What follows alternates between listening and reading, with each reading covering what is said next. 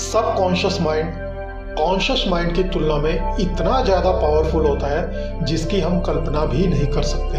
आप इस कॉन्शियस और सबकॉन्शियस माइंड के कॉन्सेप्ट को समझकर अपनी लाइफ को कंप्लीटली ट्रांसफॉर्म कर सकते हैं। अपनी पावर्स, अपनी कैपेबिलिटीज को उस हद तक बढ़ा सकते हैं जितना आपने कभी सपने में भी ना सोचा हो। आइए अब हम अपने माइंड का काम करने का तरीका समझते हैं।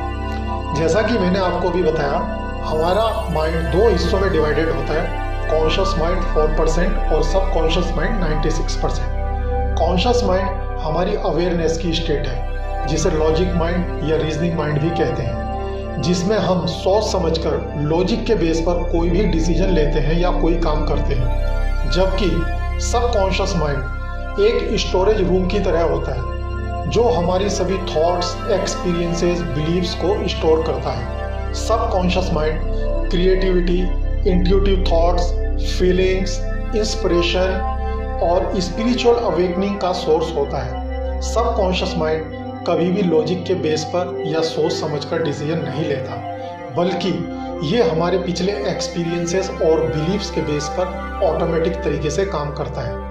कॉन्शियस और सबकॉन्शियस माइंड के काम करने के तरीके को हम एक एग्जाम्पल के द्वारा समझ सकते हैं। जब भी कोई व्यक्ति पहली बार साइकिल चलाना सीख रहा होता है तो उसे साइकिल को ध्यानपूर्वक कंट्रोल करना होता है। शुरुआत में वो बैलेंस नहीं बना पाता और थोड़ा डरा हुआ भी रहता है, लेकिन कुछ दिनों बाद जब वह साइकिल चलाना सीख जाता है तो अब उसे साइकिल को कंट्रोल करने के बारे में सोचने की भी आवश्यकता नहीं होती।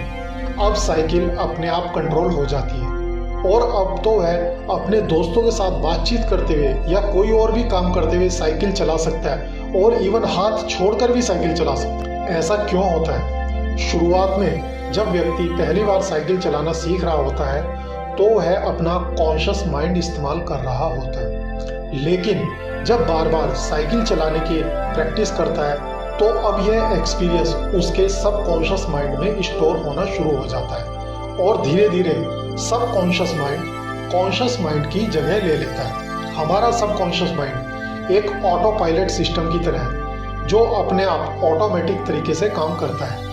हमारे द्वारा अपने आप होने वाले सभी काम, जैसे सांस लेना, दिल का धड़कना इत्यादि, ये सब काम सबकॉन्शियस माइंड के द्वारा ही किए जाते हैं। हमारी आदतें और रोजमर्रा के सभी कामों में सबकॉन्शियस माइंड का महत्वपूर्ण योगदान होता है।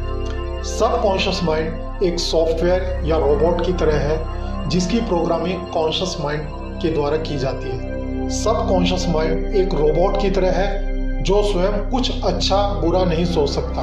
वो तो केवल पहले से की गई प्रोग्रामिंग के अकॉर्डिंग ऑटोमेटिक तरीके से काम करता है। हमारे हर एक विचार का हमारे सबकॉन्शियस माइंड पर महत्वपूर्ण प्रभाव पड़ता है, या यह कह सकते हैं कि हम जो कुछ भी सोचते हैं या करते हैं उससे हमारे सबकॉन्शियस माइंड की प्रोग्रामिंग होती है और फिर बाद में धीरे धीरे सबकॉन्शियस माइंड उस काम को कंट्रोल करने लगता है। हमारी हैबिट्स और बिलीव्स भी ऐसे ही डेवलप होते हैं और बाद में हैबिट्स ऑटोमेटिकली सबकॉन्शियस माइंड के द्वारा कंट्रोल होने लगती है। ये कम्प्लीटली हमारे ऊपर डिपेंड करता है कि हम अपने सबकॉन्शियस माइंड की प्रोग्रामिंग कैसे करते हैं। एक बार प्रोग्रामिंग हो जाने के बाद सबकॉन्शियस माइंड उसी के अकॉर्डिंग काम करने लगता है, चाहे वो काम गलत हो या सही हो।